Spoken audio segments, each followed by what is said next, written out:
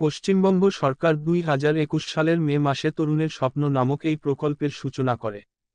এর উদ্দেশ্যে পড়ুয়াদের শিক্ষার জন্য ট্যাব, কম্পিউটার বা স্মার্টফোন প্রদান করা। এতদিন শুধুমাত্র দ্বাদশ শ্রেণীর পড়ুয়াদেরই ট্যাব কেনার দরুন ১০,০০০ টাকা করে দেওয়া হতো। তবে এবার থেকে দ্বাদশ নয়, একাদশ শ্রেণীতেই মিলবে ট্যাব কেনার টাকা। আজ বাজেট ঘোষণার সময় এমনটাই ঘোষণা করলেন চন্দ্রিমা ভট্টাচার্য। এ বিষয়ে বিস্তারিত জানতে সম্পূর্ণ ভিডিওটি দেখবেন। প্রসঙ্গত, তৃণমূল সরকার ক্ষমতায় আসার পর থেকে পড়ুয়াদের জন্য একের পর এক প্রকল্প চালু করেছে, যার মধ্যে উল্লেখযোগ্য ও জনপ্রিয় হল তরুণার স্বপ্ন প্রকল্প। এই প্রকল্পের মাধ্যমে পড়ুয়াদের ট্যাব কেনার জন্য ১০,০০০ টাকা করে দেওয়া হয়।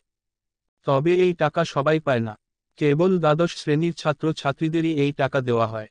একাদশ শ্রেণী থেকে দেওয়া হবে ট্যাবের টাকা। পশ্চিমবঙ্গ বিধানসভায় বাজেট ঘোষণা করলেন রাজ্যের অর্থমন্ত্রী চন্দ্রিমা ভট্টাচার্য।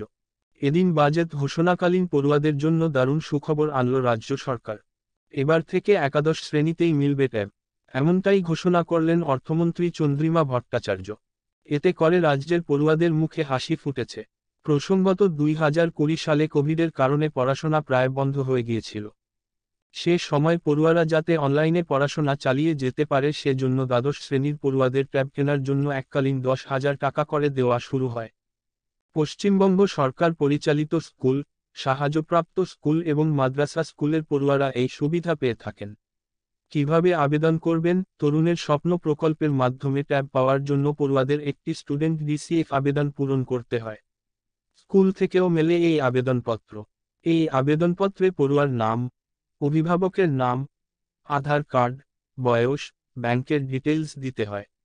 তারপর স্কুলেই জমা করতে হয় এই আবেদনপত্র। এরপর রাজ্যের শিক্ষা দপ্তর আবেদনপত্র ভেরিফাই করে পড়ুয়ার ব্যাংকে ট্যাব কেনার টাকা পাঠিয়ে দেয়।